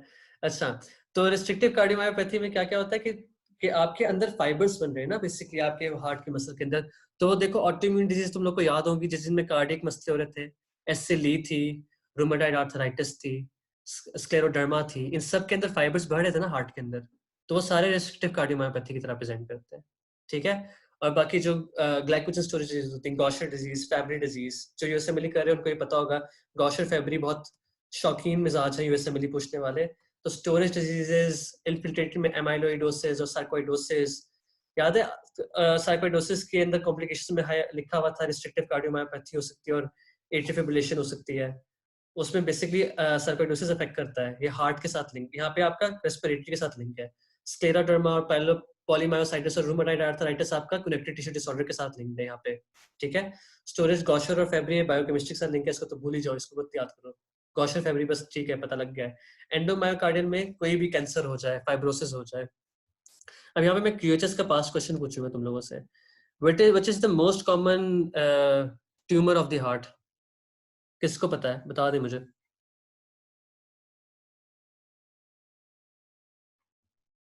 Cardiac myxoma, Mahin Ayub, very good. Myxoma is the commonest tumor of the heart. अगर मिक्सोमा हार्ट में पड़ा होगा तो वो भी रिस्ट्रिक्टिव कार्डियोमायोपैथी कराएगा, फाइब्रोसिस भी कार्डिक रिस्ट्रिक्टिव कार्डियोमायोपैथी कराएगा। जो भी कुछ अंदर पड़ा हुआ है ना, वो आपकी रिस्ट्रिक्टिव कार्डियोमायोपैथी कराएगा। क्लिनिकल फीचर्स में क्या आएगा? राइट साइडेड हार्ट फेलियर ज्यादातर कॉमन होता है, राइट साइड पे ज्यादा इफेक्ट पड़ता है इसका। ठीक है। पेरिफेरल एडीमा वाली सारी बातें आ जाएंगी। Third fourth heart sound Audible हो जाएगा। रिस्ट्रिक्टिव में वेंट्रिकल स्टिफ हो रहा है और साथ में हार्ट फेलियर में जा रहा है तो थर्ड हार्ट साउंड भी होगा, फोर्थ हार्ट साउंड भी होगा। थ्रोम्बो एम्बोलिक इवेंट ज्यादा होंगे, टैकीआरिथमिया ज्यादा होंगे, हेपेटोमेगाली, एसाइटिस, पेरिफेरल एडीमा, सारे राइट साइडेड हार्ट फेलियर के फीचर्स आएंगे इस पेशेंट के अंदर। इसमें दो साइंस इंपॉर्टेंट है, इसमें से कोई पूछता नहीं, बस तुम्हें बेसिक आइडिया दे रहा हूँ मैं इस डिजीज का। कोई नहीं पूछता ये डिजीज, फिक्र मत करो, इसको याद भी करने की जरूरत नहीं है। फेडरिक साइन होता है, कुसुमो साइन होता है। फेडरिक साइन में रेस जीवीपी विद डायस्टेरिक कोलैप्स होता है और कुसुमो साइन में एलिवेटेड जीवीपी ऑन इंस्पिरेशन होती है। बस इसको याद रख लो, इतना ज्यादा इंपॉर्टेंट नहीं है, बस तुम्हें आइडिया होना चाहिए कि रिस्ट्रिक्टिव में हो क्या रहा है। Basic idea is more than enough for you to differentiate it from other diseases जब तुम एमसीक्यूज कर रहे हो। एमसीक्यूज में ये मसला होता है ना कि आपको समझ नहीं आ रही होती कभी कभार एमसीक्यू का आंसर, तो आप उस चीज को मार्क कर देते हो जिसका आपको कुछ पता ही नहीं होता कि शायद यही हो। ठीक है। तो फॉर दैट पर्पज मैं करा रहा हूँ कि तुम लोग डिफरेंशिएट तो कर सकोगे किसमें क्या हो रहा है। इसमें राइट साइडेड हार्ट फेलियर होता है, कोई पूछता खास नहीं है वैसे इसके बारे में। लार्ज एनलार्ज एट्रिया इसका कॉमन फीचर है, राइट साइडेड हार्ट फेलियर और एनलार्ज एट्रिया हमेशा आपकी रिस्ट्रिक्टिव में ज्यादातर होता है। ईसीजी में low voltage conduction abnormalities, echo में wall thickening, increase right atrium left atrium size, MRI, catheterisation biopsy, वही सब कुछ हो जाएंगी बातें। Treat the underlying cause, treat heart failure, transplantation कर लोगे, वही सारी बातें हैं। ठीक है। बस तुम्हें आइडिया होना चाहिए कि रिस्ट्रिक्टिव कार्डियोमायोपैथी होती क्या है। अब पता लग गया, अगर आइडिया हो गया तो that is more than enough. Other cardiomyopathy में से छोटे छोटे पॉइंट्स मैंने पकड़े हैं, ये डिटेल में लिखे हुए हैं, इनमें से पूछता नहीं, बस थोड़ा सा जनरल आइडिया लेंगे इनके बारे में। एरिथमोजेनिक का मैंने बताया था कि बेसिकली पैचेस ऑफ फाइबर्स बन जाते हैं जिसकी वजह से वेंट्रिकुलर एरिथमियाज होते हैं, एक सडन डेथ हो सकती है और राइट साइडेड हार्ट फेलियर हो सकता है। इको और एमआरआई से डायग्नोज करोगे heart, right sided heart failure को ट्रीट करोगे, treat arrhythmias, defibrillator, that's it. कुछ पता नहीं होना चाहिए इसके बारे में ज्यादा, बस याद रखो कि राइट वेंट्रिकल में पैचेस और फाइबर्स बन गए हैं और उससे एरिथमियाज हो रहे हैं, बस इतना याद रखो। ऑब्लिटरेटिव कार्डियोमायोपैथी में थोड़ा सा लिंक दिखाया है इयोसिनोफिलिया के साथ। जरूरी नहीं कि इयोसिनोफिलिया के साथ ही हो, और भी चीजों में होती है ऑब्लिटरेटिव, लेकिन उन्होंने इयोसिनोफिलिक ल्यूकीमिया और चेस्ट ट्रस्ट के साथ थोड़ा सा लिंक बनाया था। तो मैंने सोचा कि शायद अगर एमसीक्यू में कभी पूछते तो मैं तुम लोगों को बताया तो कि इयोसिनोफिलिया के साथ लिंक होता है ऑब्लिटरेटिव कार्डियोमायोपैथी का। थ्रोम्बोसिस हो जाती है, इसमें फाइब्रोसिस होती है और ऑब्लिटरेशन ऑफ वेंट्रिकुलर कैविटीज हो जाती है। टकुत्सुबो का हमने पढ़ा था, टकुत्सुबो एंजाइना था जिसमें औरत इमोशनल हो गई थी और उसको फटाफट, एक आंटी थी जिनको एकदम से इमोशनल हो गई थी और सडनली उसको एंजाइना शुरू हो गया था। सेम टकुत्सुबो जो होती है कार्डियोमायोपैथी, अक्यूट वेंट्रिकुलर डिसफंक्शन होता है इमोशनल स्ट्रेस की वजह से, कॉमनली इन वुमेन। इको में एपिकल ब्लूमिंग होती है, apical blooming right sided, right जो एट्रियम होता है वो एपिकल ब्लूमिंग सॉरी तब होती है जब आपका लेफ्ट वेंट्रिकल एपिक्स उसकी एनलार्ज हो जाती है, तो इसको टकुत्सुबो कार्डियोमायोपैथी कहते हैं। इमोशन की वजह से हो रही है। ऑब्लिटरेटिव इयोसिनोफिलिया के साथ कोरिलेटेड है थोड़ी सी। एरिथमोजेनिक पैचेस ऑफ फाइबर्स बन रहे हैं राइट वेंट्रिकल के अंदर। ठीक है, इनके बारे में थोड़ा थोड़ा आइडिया होना चाहिए, इतनी इंपॉर्टेंट नहीं है ये वाली साइड ड्रग डिजीजेस। आखिर अब एक क्वेश्चन है, इसको करें, फिर then we are going to finish off 10 minute, इसके बाद हमारे 10 मिनट रह जाएंगे, then we are going to finish off. ये आखिरी क्वेश्चन है, जिसको प्लीज अच्छा कीजिएगा।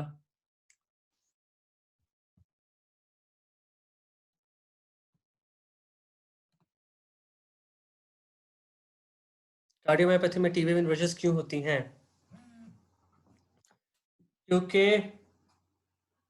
क्योंकि ऑनेस्टली मुझे नहीं पता इसका भी आंसर। इसकी डिटेल्स में जब पढ़ूंगा ना कार्डियोमायोपैथी, इसको आमतौर पे ईसीजी का कोई सवाल आता नहीं ना, तो मैंने इतनी डिटेल में कभी कार्डियोमायोपैथी की ईसीजीस की पैथोलॉजीज पढ़ी नहीं है। तो जब तुम ईसीजीस करा रहे होगा ना, तब मैं इसमें रीजन ढूंढूंगा कि कार्डियोमायोपैथी में टी वेव इन्वर्जन क्यों हो रही है। ठीक है, I will find this out for you please. ये मुझे नहीं आता अभी इसका आंसर।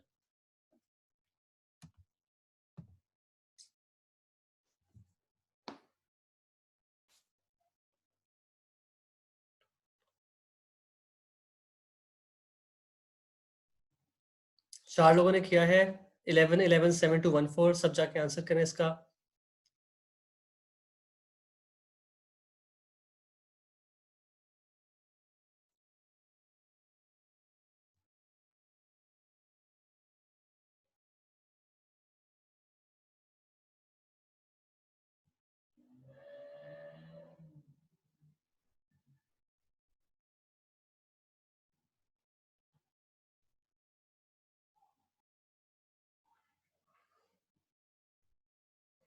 नाइनटीन लोगों ने किया है, जल्दी करें यार, मैंने क्लास भी एंड करनी है, इसके बाद छोटा सा पेरिकार्डाइटिस पढ़ाना है तुम लोगों को फटाफट, वो तो तुम लोगों को वैसे ही आता है। स्पीड में आ रहे हैं प्लीज।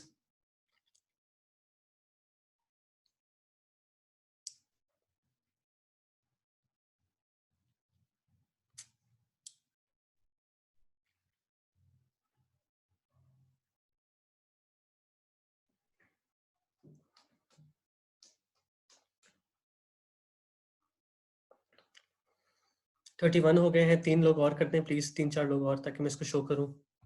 32 34, बस मैं शो कर रहा हूँ, आई डोंट केयर। 35 हो गए, बस सही है। अच्छा, 35 लोगों ने, 38 लोगों ने टोटल आंसर किया है, जिसमें से डायलेटेड कार्डियोमायोपैथी 35 लोगों ने किया है, विच इज द करेक्ट आंसर। इसके अंदर डायलेटेड कार्डियोमायोपैथी के क्वेश्चंस के अंदर क्या था? 35-year-old मदर लैक्टेटिंग, मतलब कि वो पेरीपार्टम है, लैक्टेटिंग मदर्स पेरीपार्टम होती हैं। Exertion dyspnoea, peripheral oedema, right sided heart failure के क्वेश्चंस सारे फीचर्स हैं, साथ में लेफ्ट साइडेड के भी इसके अंदर हार्ट फेलियर के फीचर्स हैं। पेरिफेरल एडिमा राइट साइड का है, एक्सर्शन डिस्निया लेफ्ट साइड का है। चेस्ट एक्सरे में मॉडरेट कार्डिक इनलार्जमेंट नजर आ रही है। पल्मोनरी एडिमा है, क्योंकि कार्डिक डायलेटेड कार्डियोमायोपैथी में कंजेशन होती है, कंजेशन की वजह से पल्मोनरी एडिमा होता है, लेफ्ट वेंट्रिकुलर फेलियर होता है। इको में रिड्यूस्ड ईएफ है और एबनॉर्मल वैल्वुलर फंक्शन है। डायलेटेड कार्डियोमायोपैथी में भी एबनॉर्मल वैल्वुलर फंक्शन हो जाता है कुछ केसेस में, सब में जरूरी नहीं कि ना हो। और prominent third house and mitral regurg है इसके अंदर। Very good, dilated cardiomyopathy is the answer. शाबाश, जिसने आंसर किया है, I am more than impressed. तुम लोगों ने सही आंसर किया है, this is the correct answer. Very good. अगर ये पेरिकार्डाइटिस का पेशेंट होता है ना, तो उसमें कुछ और होता है, कंस्ट्रक्टिव पेरिकार्डाइटिस, उसको तुम खुद ही पढ़ोगे, कंस्ट्रक्टिव को इतना इंपॉर्टेंट टॉपिक नहीं है। अच्छा, आगे चलते हैं, we are going to end this lecture almost. हम डिजीज ऑफ द पेरिकार्डियम को जल्दी से करेंगे। नॉर्मल पेरिकार्डियम को देखो और डिजीज पेरिकार्डियम को देखो, एक में पेरिकार्डाइटिस है, एक में नहीं है, एक में इन्फ्लेमेशन ऑफ द पेरिकार्डियम हुई हुई है, एक में नहीं है। सही है। पेरिकार्डाइटिस का तुम्हें पता है कैसे होता है, पेशेंट किस तरह आएगा, you all know, inflammation of the pericardium हो जाएगी। तो क्या कहेगा कि मैं लेटते हुए दर्द होती है, उठ के बैठता हूँ, आगे की तरफ झुकता हूँ तो ठीक हो जाती है, ऑस्कल्टेशन करोगे तो पेरिकार्डियल रब सुनाई देगा। सही है, रब किस तरह का होता था? इस तरह का होता था। ठीक है, आगे चलते हैं। अब किस तरह के होते हैं pericarditis? Fibrinous, serous, haemorrhagic, purulent. Fibrinous में क्या होता है? एडिशंस बन जाती हैं। सीरस में क्या होता है? बहुत ज्यादा एफ्यूजन हो जाती है। हेमोरेजिक मिलिग्नेंट डिजीज के साथ आता है। और प्यूरुलेंट में क्या होता है? सेप्सिस हो जाती है। तो डिफरेंट किस्म के पेरिकार्डाइटिस होते हैं। कॉज में इन्फेक्शियस पेरिकार्डाइटिस आता है, जिसमें कॉक्सेकी वायरस, इको वायरस कराता है, बैक्टीरियल, टीबी, फंगल कराते हैं, सब कराते हैं। पोस्ट एमआई हमने पढ़ा थे, पोस्ट एमआई दो थे। एक तो था जो फटाफट होता था 2-3 दिन में, पोस्ट एमआई अक्यूट पेरिकार्डाइटिस। और दूसरा था जो 3 से 10 हफ्ते बाद होता था, उसको हम कहते हैं ड्रेसलर सिंड्रोम। वो होता था ऑटो इम्यून से। सही है, वेरी गुड, शाबाश, तुम सबको आता ही है। यूरेमिक कार्डियोमायो यूरेमिक पेरिकार्डाइटिस भी होता है, अब याद रखना इस चीज को। जिस सर खुरम शौक से पूछते हैं, यूरेमिक पेरिकार्डिटिस तब होता है जब किडनी फेलियर में पेशेंट होता है। जब किडनी फेलियर में होता है तो कभी कभार होता है कि यूरिया इंक्रीज होता है और यूरिया की वजह से होता है यूरेमिक पेरिकार्डाइटिस। ठीक है, ये थेरेपी से भी हो सकता है और भी बहुत हजारों सी कॉजेज होती हैं पेरिकार्डाइटिस की, वो तुम लोग पढ़ लेना। ऑटोइम्यून में रूमेटॉइड आर्थराइटिस, ड्रग्स में प्रोकेनामाइड, हाइड्रोलाजीन वगैरह, साइक्लोफॉस्फेमाइड भी कराती हैं। मैलिग्नेंट में मेसोथेलियोमा हो सकता है, ब्रेस्ट कैंसर, लिम्फोमा, ल्यूकीमिया, इन सब की वजह से हो सकता है। ठीक है, ये काफी सारी कॉजेज हैं, बुक के अंदर लिखी हुई है, वो शौक से पढ़ लेना अगर शौक हो रहा है तो, वरना मेजर मेजर तुम्हें मैंने बता दिए इसकी कॉजेज। आगे चलते हैं। क्लिनिकल फीचर्स तुम लोगों को सबको पता है क्या होता है। पोजिशनल चेस्ट पेन होती है, relieved by sitting and leaning forward, और सांस के साथ होती है प्लूरेटिक चेस्ट पेन। हमने ये पढ़ा हुआ है सब कुछ, हम रिवाइज कर रहे हैं, छोटे सी टॉपिक है, जल्दी जल्दी रिवाइज करेंगे।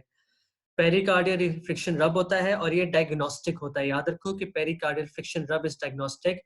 To and fro quality, to and fro, this is to and fro, to and fro, to and fro, to and fro, to and fro, इस तरह करके आवाज आएगी जब लगाओगे अपना स्टेथोस्कोप।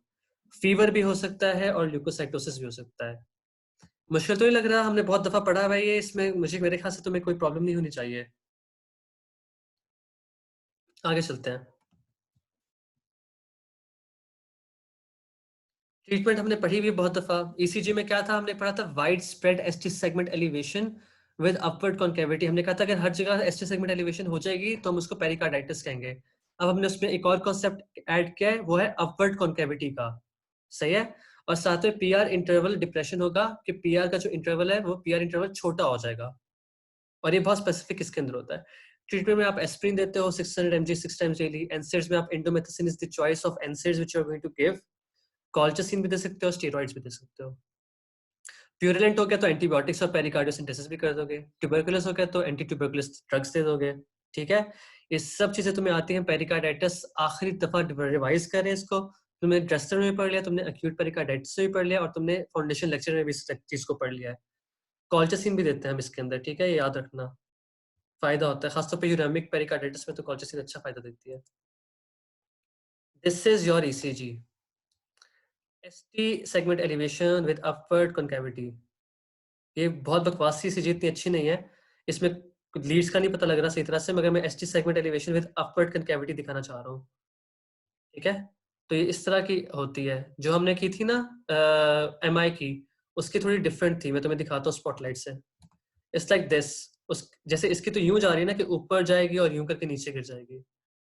एमआई की थी कि वो सीधी जाती थी और यूं करके अजीब किस्म का एक पैटर्न बना रही थी। दोनों के ना कनकेविटी में फर्क होता है, एमआई की कनकेविटी में और पेरिकार्डाइटिस की कनकेविटी में। ठीक है, तो तुम्हें नजर आ जाएगा, इसमें अपवर्ड कनकेविटी होती है पेरिकार्डाइटिस में। सही है, ST segment elevation with upward concavity in all क्या कहते हैं लीड्स, और साथ में पीआर इंटरवल छोटा हो जाता है, डिप्रेशन ऑफ पीआर इंटरवल होता है। जो आपने खुद करना है वो है पेरिकार्डियल एफ्यूजन और कंस्ट्रक्टिव पेरिकार्डाइटिस। ये आप खुद पढ़ेंगे, कल की क्लास में इसमें से सवाल होंगे। जो जिन चीजों के ऊपर आपने फोकस करना है वो है ईवार्ड साइन, बैकस्ट्राइड, पल्सस पैराडॉक्सिस, इलेक्ट्रिकल अल्टरनेंस इन पेरिकार्डियल एफ्यूजन। और कंस्ट्रक्टिव पेरिकार्डाइटिस में तुमने जेवीपी एंड वाइडेसन पढ़ना है, कोसोमोल साइन पढ़ना है, पेरिकार्डियल नॉक पढ़ना है विच इज इंपॉर्टेंट, और पल्सस पैराडॉक्सिस पढ़ना है। ठीक है, ये सारी चीजें तुम लोगों ने पढ़नी है, खुद पढ़नी है। ये इतने इंपॉर्टेंट टॉपिक्स नहीं है, मैंने इसके डिटेल में नहीं कराए, लेकिन ये टॉपिक्स तुम लोगों को आने चाहिए। You should know this topics, ये तुम्हारी बुक के अंदर लिखे हुए हैं। Go ahead and read them. और इन सब ये जो क्वेश्चंस है ना, ये सारे जो मैंने पॉइंट्स बताए हैं, इन्हीं में से एमसीक्यूज आते हैं आमतौर पे कि पेरिकार्डियल लॉक किस में होता है, इस तरह के सवाल आएंगे। ठीक है, तो बेसिकली इनको बस खुद पढ़ना है, बाकी वी आर डन। हम सारे टॉपिक्स ऑब्वियसली नहीं पढ़ते, हमारा टाइम 3 मिनट ऊपर हो गया है, और this is the end of the class. You're free to go. If you have any questions, you're free to stay back. Upward concavity explain करते हैं। देखता हूँ इसको ना, मैं सोच रहा हूँ कि ना मैं और जब मैं ईसीजी कराऊंगा ना, तब मैं थोड़ा ज्यादा अच्छा एक्सप्लेन कर दूंगा। ठीक है, मैं एक दफा कोई और देखूँ कि मुझे कोई और अच्छी ईसीजी मिले, इसके लिए करता हूँ। You are free to go all of you. Mitral regurg can occur on both dilated and hypertrophic. Dilated में भी हो सकती है और hypertrophic में, दोनों में हो सकती है। Yes, you're right. रिगर्जेस हो जाती हैं, डायलेटेड में तो कॉमनली हो जाती हैं। लेकिन एमआर जो हाइपरट्रॉफिक में होती है ना, वो सेप्टल के साथ होती है, माइटर रिगर्ज।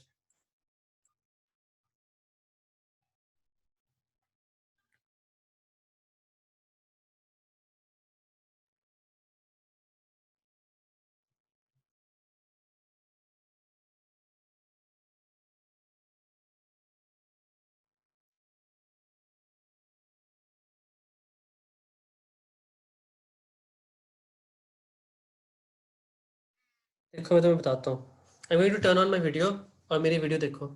फिब्रिलेशंस और एरिथमियाज में क्या फर्क है, ये हम एरिथमियाज में करेंगे। एरिथमियाज के अंडर फॉल करते हैं फिब्रिलेशन, ठीक है। Fibrillation is a type of a arrhythmia which falls under the group of arrhythmias, ठीक है। हम जब arrhythmias करेंगे तुम्हें समझ आएगी। अब मैं वीडियो ऑन करके तुम्हें दिखा रहा हूँ जरा सा, जो मुझे चीज मिली है, बल्कि मैं ऑनलाइन ढूंढता हूँ इससे। ये बहुत अच्छी एक्सप्लेनेशन दी है मुझे अपवर्ड कॉन्केविटी की। I'm going to show this to you. I'm going to find this and I'm going to show it to you कि अपवर्ड कॉन्केविटी क्या होती है।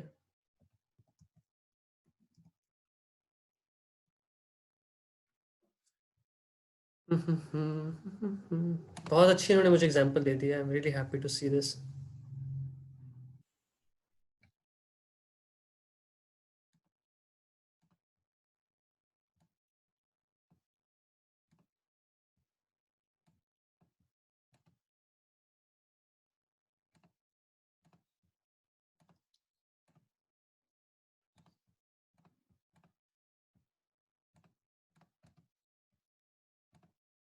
ये देखो, जो ऊपर वाला है ना, दैट इज अपवर्ड कॉन्केविटी, और जो नीचे वाला है दैट इज अपवर्ड कन्वेक्सिटी।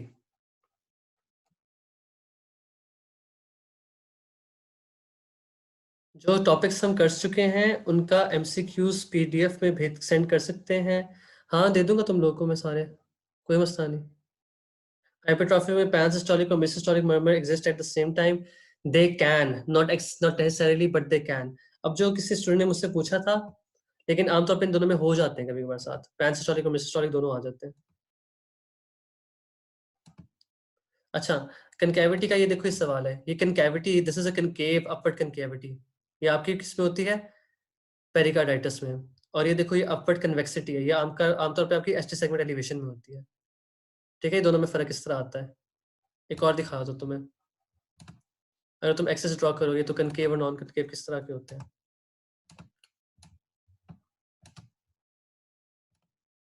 ये देखो, ये ज्यादा आसान होगा तुम्हारे लिए। अब लुक एट दिस वन, है प्रिंट हो जा बहन। हाँ, ये देखो,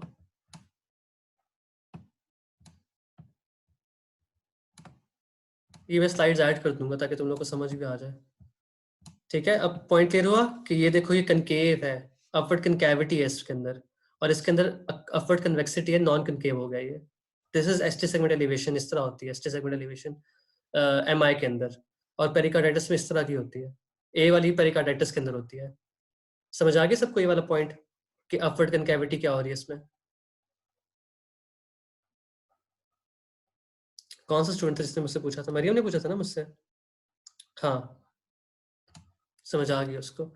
हाइपरट्रॉ यार मैं तुम्हें पीडीएफ सेंड कर दूंगा एमसीक्यूज की, सही है। मैं सोच रहा हूँ कि ना तुम लोग के लिए पूरी एमसीक्यू की बुक ही बना दूं अब। एमसीक्यू की बुक बना के मैं प्रिंसिपल रखवाया, तो सब जाके तुम ना वहां से ले लेना, प्रिंट आउट करवा के रख देता हूँ सारे के सारे जितने भी एमसीक्यूज है, जो भी जहां से भी इकट्ठे हो रहे हैं ना, ये सारे पास्ट यूएचएस और जो भी सारे उठा के रख देता हूँ प्रिंस के ऊपर। तुम वहां से सारे उठा लेना, एक बुकलेट की फॉर्म में रख देते हैं वहां पे। की भी बनी हुई होगी, सब कुछ बना हुआ होगा, सब कुछ होगा उसके अंदर, तो वो कर लेना वहां से, सही है। काफी हेल्प हो जाएगी उनसे तुम लोगों को। बुरहान कैसे हो तुम यार, आज आए हो तुम, हैं ठीक हो, समझ आई तुम्हें आज बुरहान।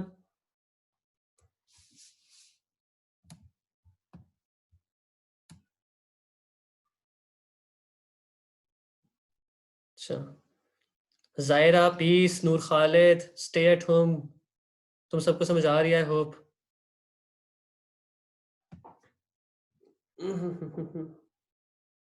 मैंने लेक्चर सुन लिया था, ठीक है, गुड यार।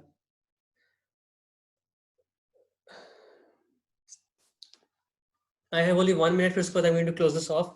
If you have any questions, then ask me. I'm here for your questions right now.